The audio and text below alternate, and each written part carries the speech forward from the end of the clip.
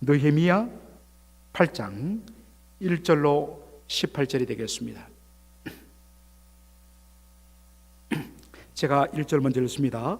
이스라엘 자손이 그 본성에 거하였더니 7월에 이르러는 모든 백성이 일제히 수문 앞 광장에 모여 학사 에스라에게 여호와께서 이스라엘에게 명하신 모세의 율법책을 가지고 오기를 청하매 7월 1일에 제사장 에스라가 율법책을 가지고 남자 여자 무릇 알아들을 만한 회중 앞에 이르러 수문 앞 광장에서 새벽부터 오전까지 남자 여자 무릇 알아들을 만한 자의 앞에서 읽음에 뭇 백성이 그 율법책에 귀를 기울였는데 때에 학사 에스라가 특별히 지은 나무 강단의 숨에 그 우편에 선자는 마띠다와 스마와 아나냐와 우리야와 힐기야와 마세아요, 그 좌편의 선자는 보다야와 미사엘과 말기야와 하숨과 하스바다나와 스가랴와 머술람이라. 학사 에스라가 모든 백성 위에 서서 저희 목전에 책을 펴니 책을 펼 때에 모든 백성이 일어서니라. 에스라가 광대하신 하나님 여호와를 송축하며 모든 백성이 손을 들고 아멘 아멘 응답하고 몸을 굽혀 얼굴을 땅에 대고 여호와께 경배하였느니라.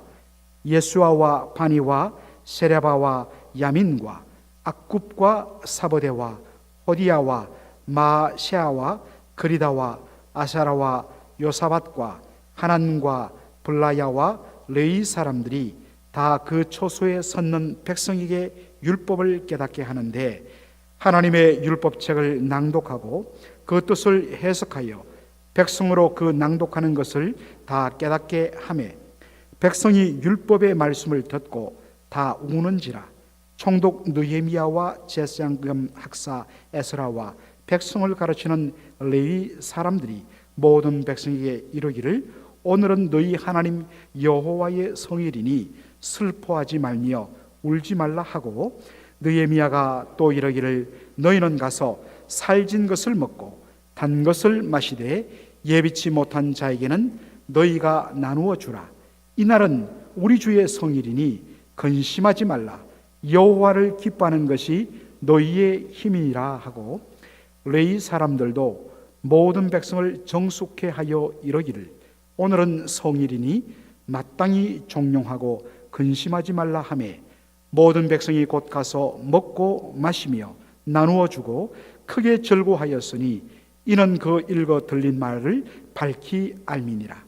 그 이튿날 뭇 백성의 족장들과 제사장들과 레위 사람들이 율법의 말씀을 밝히 알고자 하여 학사 에스라의 곳에 모여서 율법책을 본즉 여호와께서 모세로 명하시기를 이스라엘 자손은 7월 절기에 초막에 거할지니라 하였고 또 일렀으되 모든 백성과 예루살렘에 공포하여 이르기를 너희는 산에 가서 감람나무 가지와 들 감람나무 가지와 화석류 나무 가지와 종려나무 가지와 기타 무성한 나무 가지를 취하여 기록한 바를 따라 초막을 지어라 하라 하였는지라. 백성이 이에 나가서 무릇 나무 가지를 취하여 혹은 지붕 위에 혹은 뜰 안에 혹은 하나님의 전뜰 안에 혹은 수문 광장에 혹은 에브라임 문 광장에 초막을 짓되 사로잡혔다가 돌아온 회 무리가 다 초막을 짓고 그 안에 거하니 눈의 아들 여호수아 때로부터 그날까지 이스라엘 자손이 이같이 행함이 없었으므로 이에 크게 즐거워하며 에스라는 첫날부터 끝날까지 날마다 하나님의 율법책을 낭독하고 무리가 7일 동안 절기를 지키고 제8일에 규례를 따라 성회를 열었느니라. 아멘. 하나님의 말씀 함께 읽었습니다. 오늘 저는 느헤미야 8장 1절로 18절을 가지고 여호와를 기뻐하는 것이 너희의 힘이라 하는 제목으로 말씀을 증거하고자 합니다.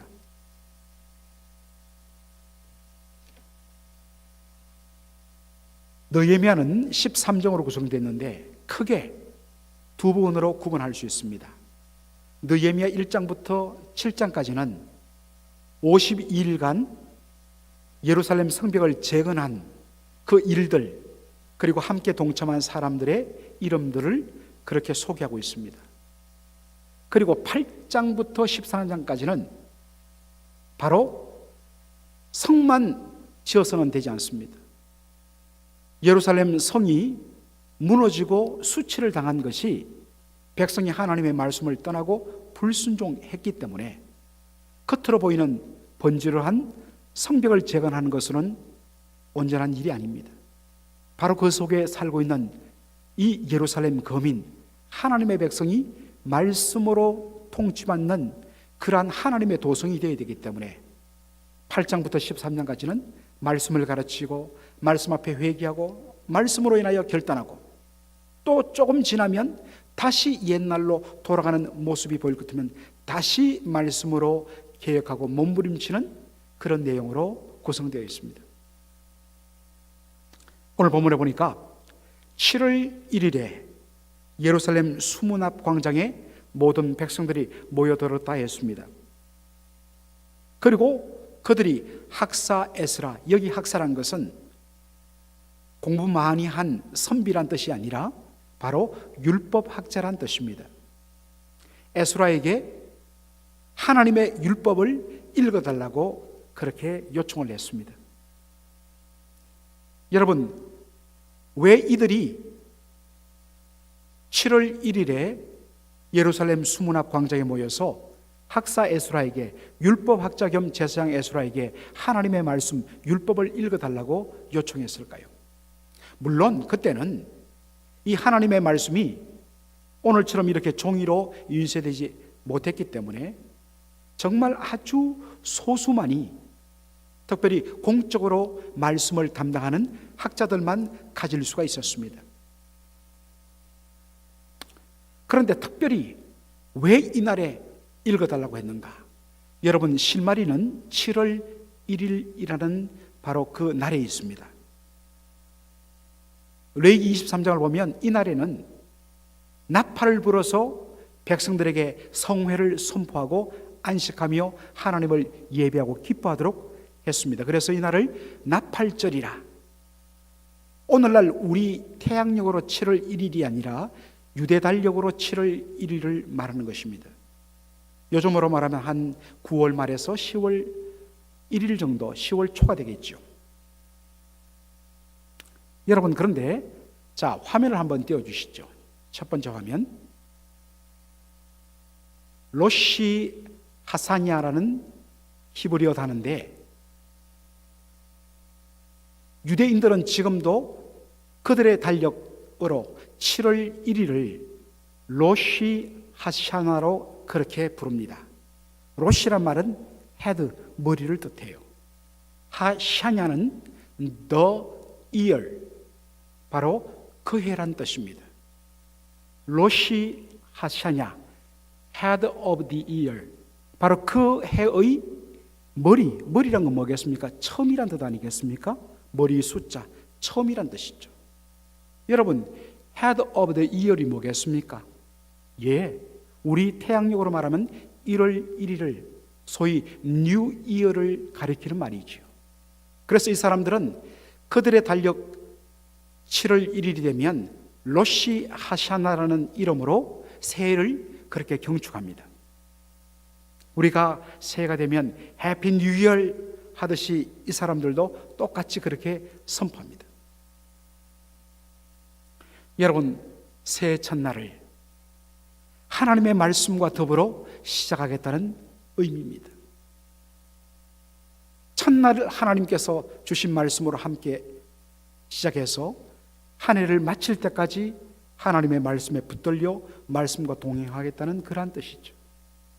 그런 의미에서 물론 한국교회 신년특별 새벽기도회, 이것이 처음 시작되었을 때는 약간 기복적인 냄새도 나고 좀 그러한 부분 때문에 그런 거 왜 하느냐 하는 분도 있습니다만, 어떤 의미에서는 이런 말씀의 전통을 따라 보면 상당히 의미가 있다. 새해 첫날을 하나님의 말씀으로 더불어 말씀과 결단하고 하나님 은혜 없이는 살 수 없기 때문에 기도하면서 한 해를 맞이하겠다. 참 의미가 있다. 저는 그렇게 생각합니다. 에스라가 율법책을 펼쳤습니다. 우리처럼 이렇게 책을 펼친 것이 아니라 이렇게 두루마리로 스크롤로 감겨있기 때문에 이렇게 쭉 펼치신 거죠. 율법책을 펼쳤을 때에 백성들이 보인 반응에 여러분 주목하시기 바랍니다. 느헤미야 8장 5절 한번 볼까요? 5절에 이렇게 되어 있습니다. 책을 펼 때에 모든 백성이 뭐하니라? 일어서니라. 학사 에스라가 책을 펼 때에 모든 백성이 일어서니라. 여러분, 백성들이 왜 일어섰을까요? 두 가지 의미가 있죠. 첫째는 하나님의 말씀에 대한 경외감 때문입니다.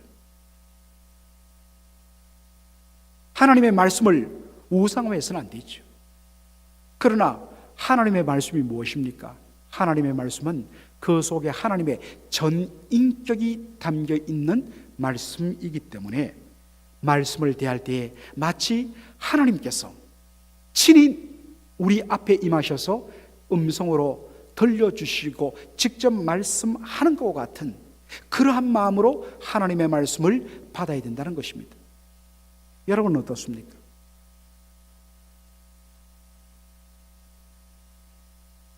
그럴 때 진짜 우리가 은혜를 받게 됩니다. 좋은 신뢰를 하나 소개하겠는데 데살로니가전서 2장 13절에 나타난 데살로니가 성도들의 반응입니다. 자, 빨리 좀 올려주십시오.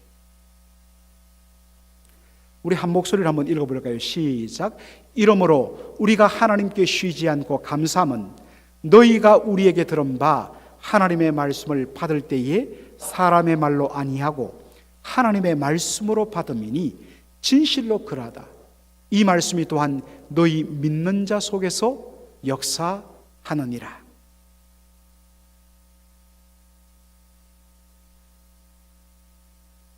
여러분, 평상시에 사도 바울이 말씀을 전할 때 어떤 모습이었을까요? 고린도후서 보면 그의 이 말에 대하여서 소개하는 말이 있습니다. 고린도후서 10장 10절 한번 볼까요? 저희 말이란 것은 고린도 교회 성도들 말합니다. 저희가 말하는 것이 그 편지는 사도 바울이 써서 보낸 편지는 중하고 힘이 있으나 참 글이 좋습니다.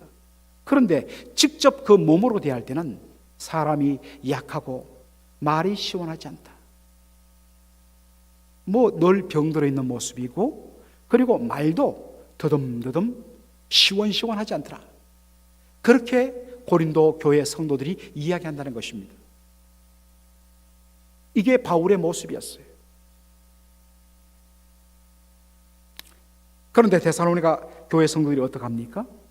사도 바울의 그 어떤 면에서는 표현도 어눌하고 시원치 않은 그 말을 들으면서 어떠한 자세로 받았느냐? 사람의 말로 받지 않고 무엇으로 받았다? 하나님의 말씀으로 받았더라고요. 이게 중요해요.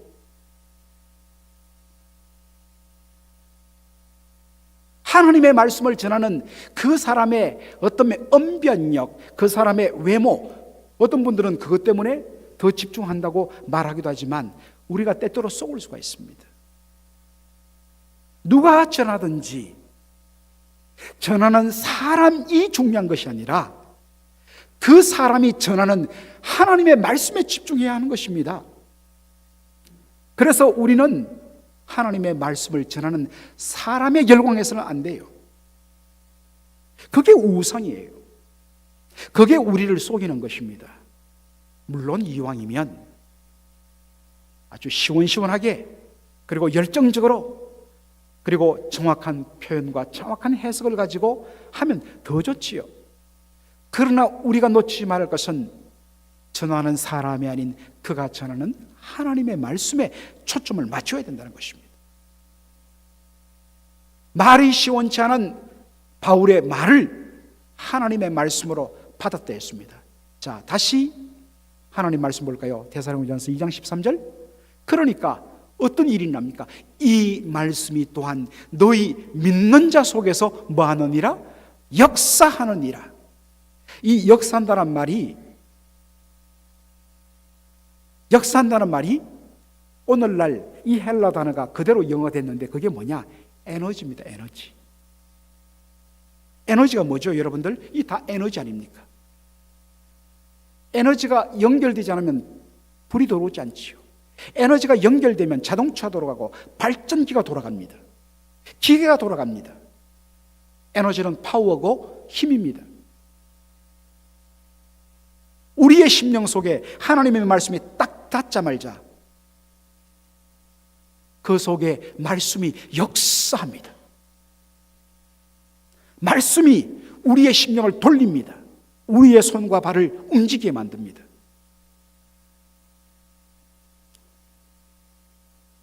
하나님의 말씀이 제대로 그 심령 속에, 경외하는 자의 심령 속에 그 하나님의 말씀을 말씀으로 받고 믿고 받아들이는 사람 속에는 역사한다는 것입니다. 역사하지 않다면 문제는 어디에 있습니까?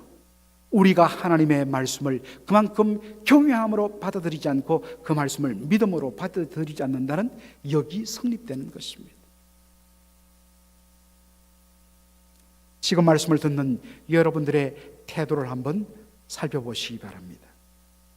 정말 어린 아이가 여기서 하나님의 말씀을 조곤조곤 읽어 들린다 하더라도 바로 하나님께서 친히 지금 그의 음성으로 나에게 말씀하신다는 그러한 마음으로 하나님의 말씀을 받아들이는 경외함으로 말씀을 대하고 있는가? 말씀의 은혜는 하나님의 말씀을 온전히 경외하고 그 말씀을 믿음으로 받아들이는 자의 심령 속에 역사하는 것입니다. 물론 그러면 오늘 본문에 보니까 에스라가 율법책을 펼쳐 들었을 때에 백성들이 경외하는 마음으로 다 같이 일어났기 때문에 우리도 그대로 해야 되느냐? 예, 하면 좋지요. 그러나 이것을 원칙으로 삼을 필요는 없습니다. 중요한 것은 경외하는 마음이죠. 그러나 마음은 때때로, 어떤 내용은 때때로 형식과 더불어서 함께 펼쳐지기 때문에 때로는 그러한 부분으로 우리가 한 번씩 시도하는 것도 참 중요하다고 저는 생각합니다. 우리가 그냥 하나님께 예배 드리면 되지, 그래서 폼 없이 막 하는 것보다는 딱 의미를 담아서 이렇게 폼, 형식을 따라서 예배 드리는 것이 은혜가 되듯이 마찬가지지. 그래서 우리와 같은 이 장로교회, 미국 PCA 교회들 중에 상당수는 하나님의 말씀을 목회자가 낭독할 때는 다 같이 일어서서 하나님의 말씀을 대하는 그런 전통을 갖고 있는 교회들도 많습니다. 반드시 그렇게 해야 된다는 것, 그것이 옳다는 것은 아닙니다. 그러나 그만큼 하나님의 말씀에 대하여 경외함의 마음을 가지고 대하는 우리의 태도가 너무 중요하다는 것입니다.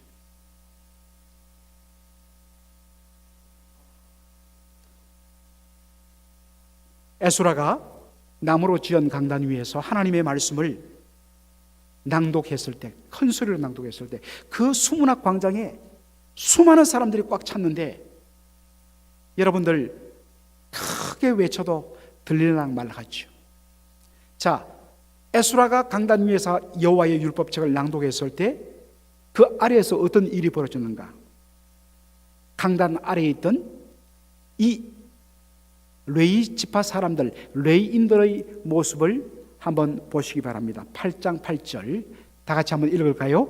하나님의 율법책을 낭독하고 그 뜻을 해석하여 백성으로 그 낭독하는 것을 다 깨닫게 하며, 저 위에서 에스라가 하나님의 말씀을 읽고 낭독했을 때 다시 곳곳에 곳곳에 서 있던 레위인들이 바로 자기 주위에 있던 사람들에게 그 읽어 들려준 말씀을 한 번 더 낭독하고 한 번 더 읽어주고 그리고 그 뜻을 해석하여 백성으로 그 낭독하는 것을 다 뭐하겠다? 깨닫겠다. 말씀을 해석해 주었다. 의미를 주었다는 것입니다. Giving the meaning. 그래서 so that the people could understand.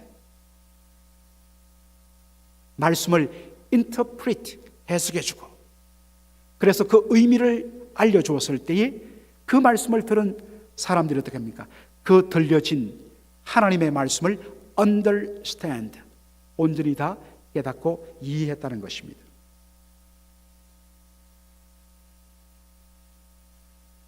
자, 여러분, 이랬을 때 어떤 일이 일어났는가? 자, 8장 9절 우리 한 목소리로 읽겠습니다. 백성들이 율법의 말씀을 듣고 다 우는지라. weeping. 그 말씀의 의미가 자세하게 설명되어지고 자세하게 해석되어지고 그 의미가 그들의 가슴 속에 확 다가왔을 때에 그 말씀의 은혜를 깨닫고서 그들이 보인 반응이 뭐냐? 우는지라. 왜 그렇습니까? 하나님의 말씀의 의미가 자세하게 드러나면서 말씀이 거울이 되어 그들의 영혼을 비추었을 때에 그 영혼 속에 드러난 자신들의 연약함과 죄성과 범죄한 내용들이 그 거울 앞에 드러났을 때, 지금까지 하나님의 말씀을 불순종하고 그 결과 우리가 이렇게 어려움을 겪고 멸망당하고 포로로 끌려가고 이 모든 것이 우리의 죄라는 사실이 드러났을 때 백성들이 weeping, 울었더라. 이 말씀의 능력입니다. 히브리서 4장 12절로 13절 말씀 한번 우리 연속으로 보죠. 하나님의 말씀은 살았고 운동력이 있어 좌우의 날선, 양날선 어떤 금보다도 예리하여 혼과 영과 및 관절과 골수를 찔러 쪼개기까지 하며 또 마음의 생각과 뜻을 감찰하느니 지으신 것이 하나라도 그 앞에, 말씀 앞에, 하나님 앞에 나타나지 않음이 없고 오직 만물이 우리를 상관하시는 자의 눈앞에 벌거벗은 것 같이 드러나느니라. 제대로 하나님의 말씀의 은혜를 경험하게 되고 성령께서 말씀을 조명하여 우리가 말씀 앞에 딱 서게 했을 때에 그 말씀의 거울 앞에 우리의 모습이 벌거벗은 것 같지, 어느 것 하나 감추어질 것 없이 다 드러나 하나님 앞에 드러나요. 그 말씀 앞에 애통하고 심령이 가난해져서 하나님 앞에 회개하고 천부여 어지없어서 손 들고 나옵니다. 이게 정상이란 것입니다. 이게 말씀 체험의 역사입니다. 다른 어떤 것보다도 말씀 체험의 은사를 누리는 것, 이게 최고의 성령의 은사입니다. 이것 없이는 내가 온전히 세워줄 수가 없고 교회가 온전히 세워줄 수 없습니다. 그러므로 하나님의 말씀 앞에 서고 말씀을 배우고 말씀과 만나는 이 일이 무엇보다 우선되어야 하는 것입니다.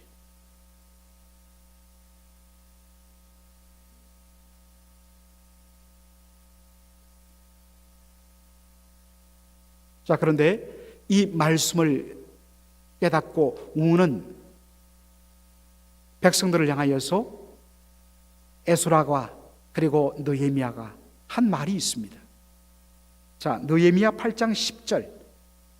자, 느헤미야 8장 10절 다 같이 한 목소리를 읽겠습니다. 시작. 이날은 우리 주의 성일이니 근심하지 말라. 여호와를 기뻐하는 것이 너의 힘이니라. 여러분, 슬퍼하지 말고 도리어 이 날을 기뻐하라고 그렇게 말합니다. 이유가 뭘까요? 죄를 깨닫고 슬퍼하는 것은 분명 귀한 일입니다. 은혜 받는 일입니다. 그러나 여러분, 우리가 슬퍼하고 근심함에 있어서 한 가지 놓치지 말아야 할, 주의를 요해야 할 일들이 있습니다. 그것이 무엇입니까? 자칫 잘못하면 근심에 완전히 사로잡혀서 자신을 하나님 앞에서는 더 이상 용서받을 수 없는 죄인이라며 스스로를 그렇게 딱 낙인 찍고 끝없이 절망과 영적인 침체로 빠지는 그러한 일들도 종종 일어나더라는 것입니다.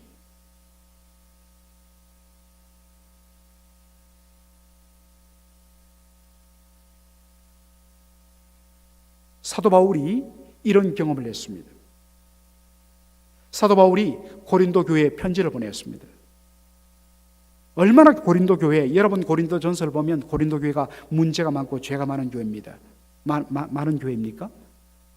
그가 아주 날카롭게 그렇게 편지를 보냈을 때에, 그리고 그 다음에 우리에게는 전해지지 않는 또 다른 편지를 보냈을 때에, 아주 개별적으로 강하게 죄를 책망하는 편지를 보냈을 때에, 그의 목적은 죄를 깨닫고 회개하고 돌이키고 하나님의 은혜로 다시 돌아오도록 하기 위한 목적이었는데, 성도들이 이것을 오해해갖고 난 도저히 하나님 앞에서 용서받지 못할지구나, 그래서 자포자기하고 완전히 절망 가운데서 헤어나지 못한다는 소식을 사도 바울이 듣게 됩니다. 그래서 쓴 편지가 뭐냐? 바로 고린도 후서입니다. 고린도 후서 2장에 그런 내용들이 가득 차 있는데 2장 3절 한번 보겠습니다. 이렇게 되어 있습니다. 내가 이같이 쓴 것은 내가 갈 때에 마땅히 나를 기쁘게 할 자로부터. 성도들이 하나님의 말씀을 깨닫고 회개하고 돌아서서 정말 믿음 위에 반드시 섬으로 바울을 기쁘게 그렇게 할 줄로 생각했는데, 도리어 근심을 얻을까 염려하며 또 너희 무리를 대하여 나의 기쁨이 너희 무리의 기쁨인 줄 확신함이로다. 4절 한번 보겠습니다. 내가 큰 환난과 애통한 마음이 있어 많은 눈물로 너희에게 써노니 이런 너희로 근심하게 하려는 것이 아니요 오직 내가 너희를 향하여 넘치는 사랑이 있음을 너희로 알게 하려 함이라. 내가 책망한 것이 너희들을 근심에 빠져서 자포자기 믿음을 포기하게 만드는 것이 아니라 얼마나 내가 너희를 사랑함으로 이것을 썼고 너희들이 바로 섬으로 내가 기뻐하는 그 모습 보기 위해 쓴 것을 알았으면 좋겠다라고 편지를 쓰는 것입니다. 더 이상 근심하지 말라, 도리어 기뻐하라. 더 이상 회개하지 말라는 말일까요? 그렇지 않습니다. 회개는 계속되어야 되죠. 제대로 된 회개는 눈물과 가슴이 찢는 고통이 동반됩니다. 이게 제대로 된 회개예요. 그러면서도 여러분 절대 놓쳐서는 안 될 중요한 사실이 있죠.